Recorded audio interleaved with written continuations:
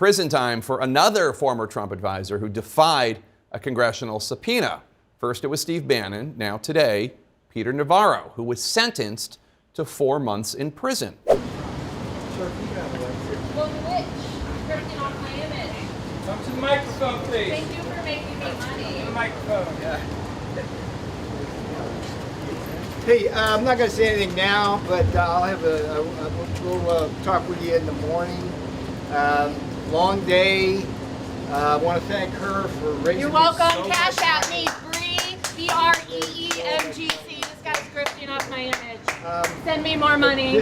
What's up, everybody? Major retired Richard Ojeda here, and shortly after he was found guilty by a federal jury of 2 counts of contempt of Congress, former Trump official Peter Navarro's press conference went absolutely off the rails a few months back. A heckler that goes by the handle of Anarchy Princess accused another demonstrator of assaulting her at his press conference. Here we are with one of the most important constitutional separation of powers issues, and people will not let me speak. This is my First Amendment right. What I'm going to do now is allow. There's cameras here. The marshals just saw you. The marshals just saw you. You're in trouble. You're in trouble. You just assaulted me. That man just assaulted me. He stuck a flagpole in between my legs. Yeah. Don't touch me. Don't touch me. This happened a week after a highly irritated Navarro tried to rip away her Trump law sign at another one of his fundraiser/press conferences.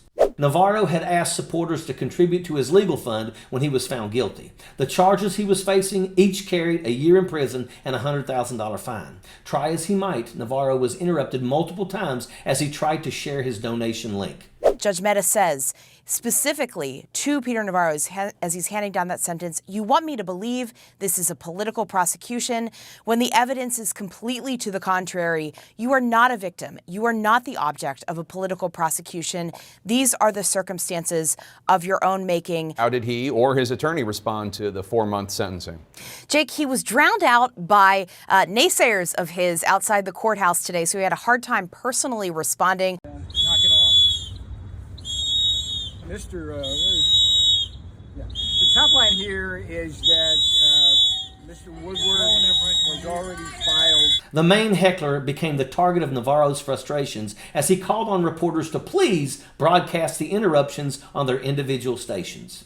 Navarro was madder than a hornet and almost picked up assault charges with his interactions with the heckler. When Peter Navarro was sentenced to 4 months in federal prison on Thursday, the hecklers were back making his life miserable. It was hilarious, and it couldn't have happened to a more deserving individual. Navarro is heading to prison for defying a subpoena to testify about Donald Trump's role in the January 6 attack. This rare judgment makes Navarro only the second Trump official to be sentenced for defying the congressional committee's authority.